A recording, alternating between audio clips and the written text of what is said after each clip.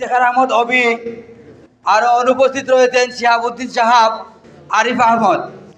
আমি সবাইকে বিনীতভাবে আসন গ্রহণ করার জন্য অনুরোধ জানাচ্ছি। এ পর্যায়ে পবিত্র কোরআন থেকে তেলাওয়াত করার জন্য অনুরোধ জানাচ্ছি ছোট ভাই সুলতান আহমদকে। আসসালামু আলাইকুম রহমতুল্লাহি ওয়া বারাকাতুহু।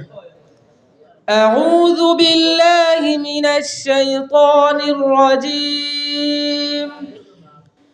বিসমিল্লাহির রহমানির রহিম।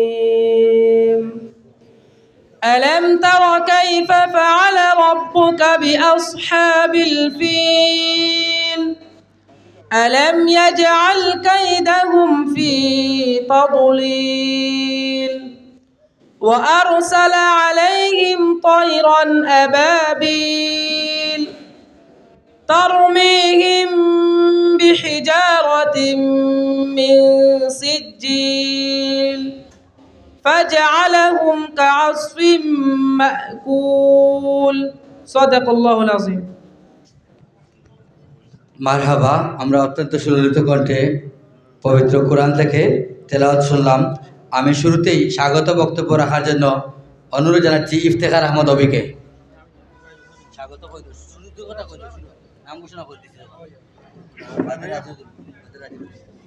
আসসালামু আলাইকুম।